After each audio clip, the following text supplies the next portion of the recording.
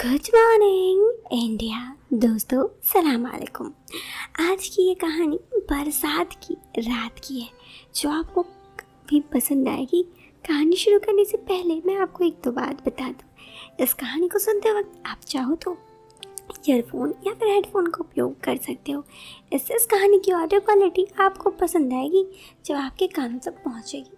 चलो अब इस कहानी को शुरू करती हूँ। और एक बात, अगर आपको ये वीडियो पसंद आए तो आप इस वीडियो को लाइक कर सकते हैं। मेरा नाम अरमान, मैं राजस्थान का कोटा शहर का रहने वाला हूँ। मेरी कद 6 फीट है और उम्र 22 साल। अच्छी बॉडी वाला लड़का हूँ। खैर, ये बात मेरी ज़िंदगी की एक सच्ची दास्तान वो बरसात के दिन की है। मुझे किसी काम से शहर से 200 किलोमीटर दूर जाना था। दोस्तों, अब मैं शनिवार को अपना काम से निकला और मौसम बहुत सुहाना था। मैंने रास्ते में वाइन शॉप से एक बियर ले ली और कार में ही उसे पीने लग गया और कार भी चला रहा था। मैं अपने शहर से करीब 80 किलोमीटर के दूर में था। रास्ते में बरसात बहुत तेज़ हो रही थी। बियर का अपना असर दिखा रहा था, हल्का नशा था। बरसात तेज़ होने के कारण मुझे रोड साफ दिखाई नहीं दे रही थी।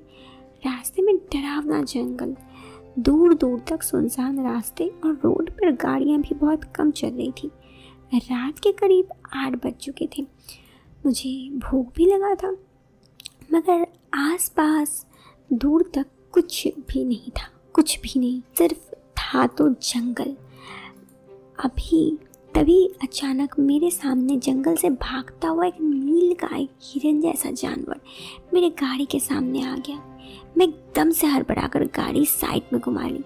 मेरी गाड़ी स्पीड से ही रोड से नीचे उतरकर झाड़ियों में घुस गई और पीछे का टायर एक गड्ढे में फंस गया।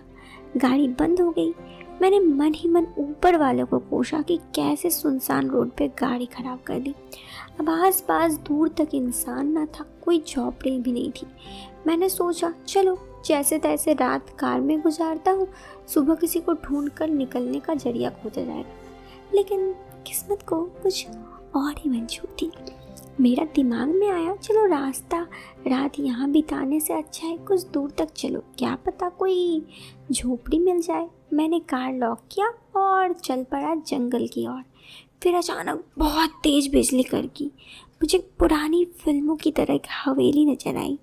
मैंने सोचा चलो रात बिताई जाए। मैं उस हवेली की तरफ गया। अंधेरे होने की वजह से मुझे कुछ दिखाई भी नहीं दे रहा था।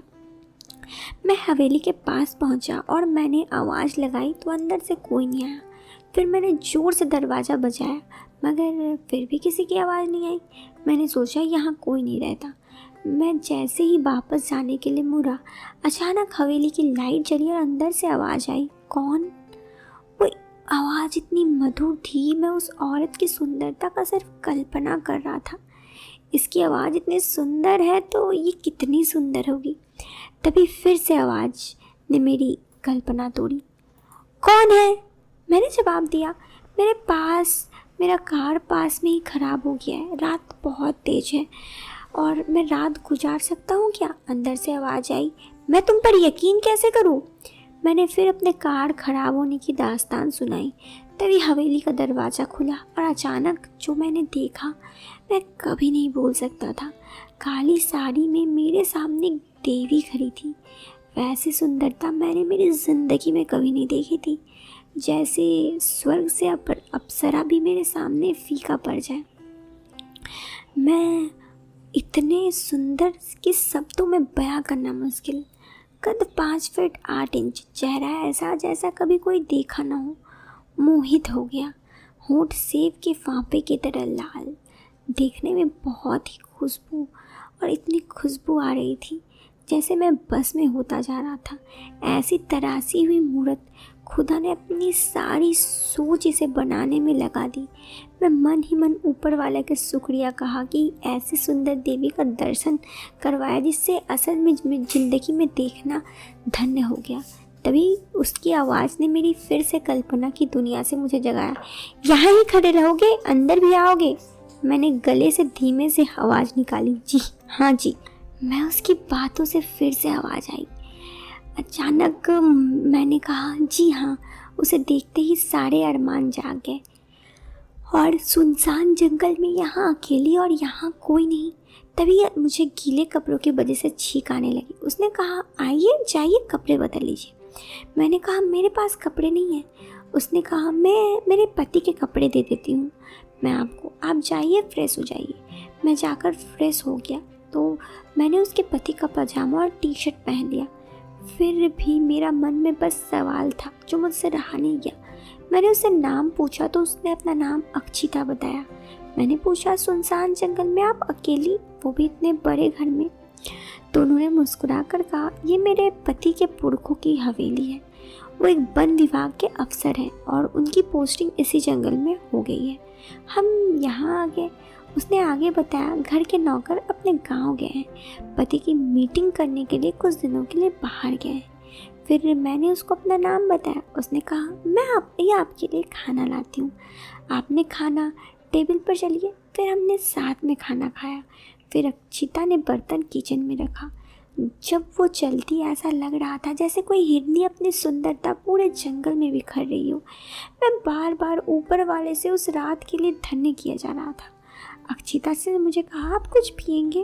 मैंने अचानक ही कह दिया, मेरे काम की चीज़ अभी यहाँ नहीं मिलेगी। तो मुस्कुरा दी और उसने पति की रात की एक रम की बोतल ले आई। उसे देखते ही ऐसा लगा प्यासे को रेगिस्तान में शरबत मिलेगी। फिर कुछ देर बाद वो कपड़े बदल कर आई तो मैं उसे देखता रह गया। ब्लैक कलर की नाइटी में वो बहुत ही खुशबू लग रही थी। उसकी सेंट की खुशबू मुझे मदहोश कर रही थी। एक तो बरसात, ऊपर से इतनी खूबसूरत। बड़ी मुश्किल से दिल में काबू हो रहा था। वो 2 गिलास कर कुछ आइस क्यूब ले आई। मैंने पूछा, आप भी ड्रिंक लेती हैं? वो बोली, हाँ कभी कभी ले लेती हूँ।